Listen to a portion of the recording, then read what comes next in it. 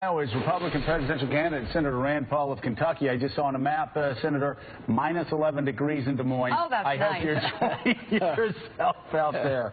Yikes. You actually view the Iran deal far differently than most of the other Republicans in this race. Tell us what you think about what just happened this weekend. You know, I think when something good happens, we ought to celebrate it. I think sometimes, for partisan reasons, politicians on both sides become sort of like wind-up dolls. And if the other side does something good, they have to complain no matter how good it is. And I think we should celebrate. I mean, I've been trying and advocating for Saeed Abedini for several years now, writing letters, meeting with his wife, introducing legislation, trying to get him released. I think he's a real hero. You know, you've just talked to the Washington Post reporter, who obviously is a hero for freedom of speech as well.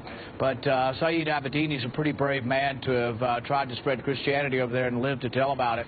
So, but we're excited to get them all home, and I think, you know, when something good happens, we shouldn't immediately revert to partisanship and say, oh, you know, it's all President Obama's fault. I think that's a mistake. So Senator Paul, off of what you're just saying here now, is that where a big part of our politics is today? Is that why you think you are a bit different from some of the other candidates on the stage, in that they indicate automatic disagreement and disavowal of anything that comes from President Obama, even though the only thing they know about it is what you and I read in the papers?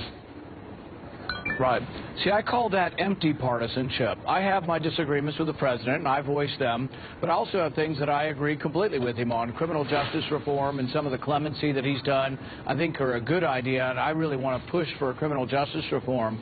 You know, I work with Ron Wyden on a daily basis on protecting privacy and the Fourth Amendment, so I really don't see party labels stopping me. It's not that I'm not ideological. I'm very conservative, very much for balanced budgets, but I'm also somebody who will work with other people who have similar ideas on certain subjects.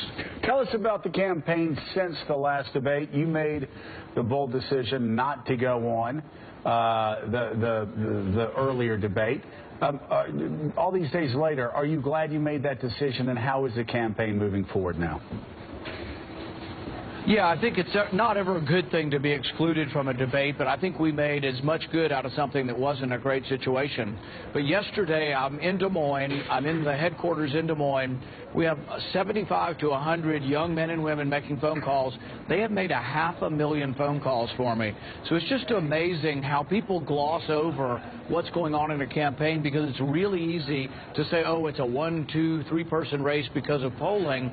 But Iowa can surprise a lot of people. Only very few people show up to the caucuses, and our goal is 10,000 students. I met with 22 of my leaders from 2 different schools in Iowa last night. We had pizza, and so I think we're doing a lot better than people report, but we have to overcome the perception that's created by the media, who I think dumbs us down by only covering polling, that only a few people have a chance, when in reality everybody's got a chance until the voting